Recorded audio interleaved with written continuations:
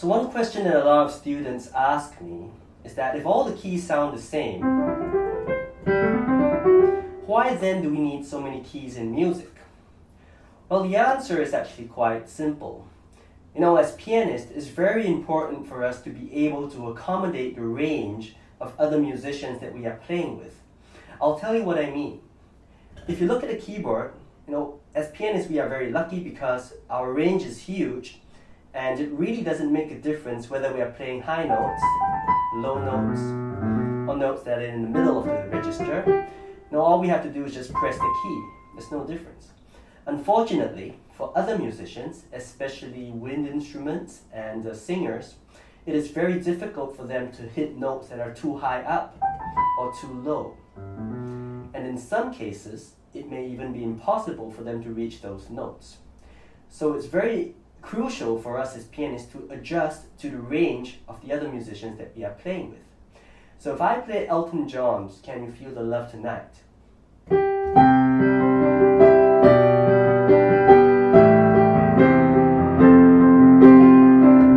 that sounds nice. But if we play with a singer, he has to hit that note over there, which is really high, and they may not be able to reach that comfortably. And you see, I can't reach it for sure. So the singer may say, oh no, I can't reach that note. Can you please bring it down for me? So as the pianist, you must have the flexibility to say, okay, I'm going to lower that note to, let's say, this note. So now you go. It still sounds like Can You Feel the Love Tonight? But instead of reaching that, I only have to reach this note as a singer.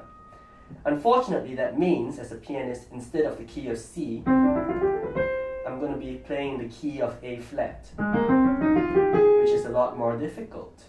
And can you feel the love tonight?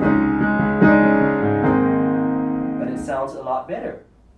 Okay, so it's very important for us to be able to play in several different keys for this reason. Now, some of us may say that, I don't intend to play with other musicians. Can I then just learn one key? Well, you probably can get away with it, but I'll still recommend that you learn all the keys.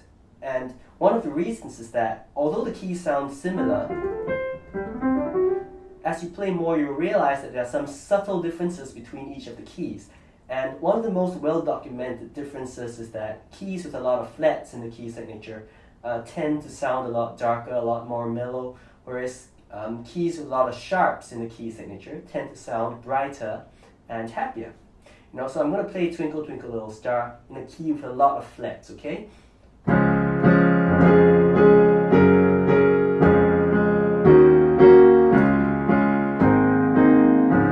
Yeah, it sounds okay. It sounds pretty dark though, compared to this, a key with a lot of sharps.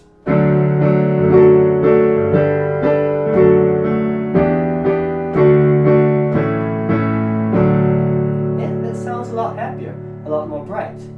Now, another reason why it's important for us to be able to play in all the keys is that some songs do not just stay in one key. They move from key to key within the song itself, and sometimes they do this for some musical effect.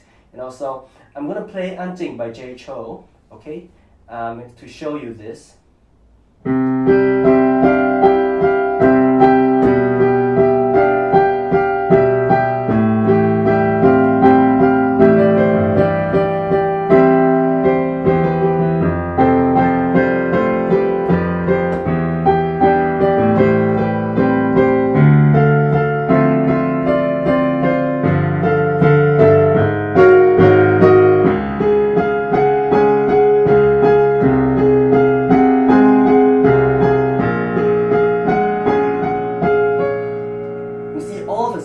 I started off in C with all white notes, but suddenly something happened and I was playing a lot of black keys. What I did was to change the key from C major to D flat major. I brought it up by one key, and this brought the song up to another level. So sometimes you get that a lot in a lot of pop songs, and it's very common. So the moral of the story is that even if we want to play on our own, it's still very useful and very important for us to be able to play in all the different keys.